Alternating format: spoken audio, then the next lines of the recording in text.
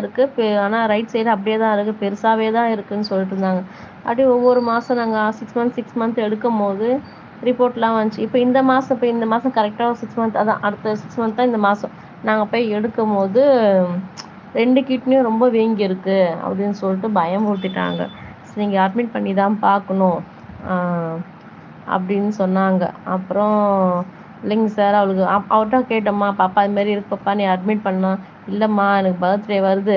Birthday கொண்டாடிட்டு நான் போய் ஹாஸ்பிட்டல்ல அட்மிட் ஆகிக்கிறேம்மா ப்ளீஸ்மான்னு சொல்லிட்டு சொன்னாங்க. சார் அதனால டாக்டர்கிட்ட நான் சொன்னேங்க சார் வரேன் சார். இன்னும் ஒரு 2, 3 நாள் ஆகும் சார் அட்மிட் சார் நீங்கள் வந்து கன்சல்ட் பண்ணிட்டு வந்து அட்மிட் பண்ணுங்க. இது பார்க்குறது நல்லது அப்படின்னு சொன்னாங்க. ஸோ அதனால் நாங்கள் என்ன பண்ணோம் பர்த்டே முடிஞ்சு இதோ இன்னைக்கு தான் போய் அட்மிட் பண்ணோம் பாப்பாவை. அது ஒரு 6 எக்ஸ்ரே எடுக்க வேண்டியது இருக்குது, ஸ்கேன் எடுக்கணும், நிறைய செக்கப் இருக்குது. அதெல்லாம் பண்ணி முடிச்சுட்டு என்ன சொல்கிறாங்க, ஆப்ரேஷன் பண்ணலாமா இல்லை வந்து அதை எப்படி ட்ரீட்மெண்ட்டில் சரியாக்கலாமான்னு சொல்லிட்டு சொன்னாங்க. அது எப்படி இருக்குன்னு சொல்லிட்டு பார்த்தா சொல்ல முடியும்னு சொன்னாங்க. அதனால தான் ஹாஸ்பிட்டலுக்கு கூப்பிட்டு போனோம். இதுதான் இந்த காரணம் தான். எனக்கு ரொம்ப கஷ்டமா இருக்கு அவளை பார்க்கணும். அவளால் தாங்க முடியல, அவளை அழுகுறா.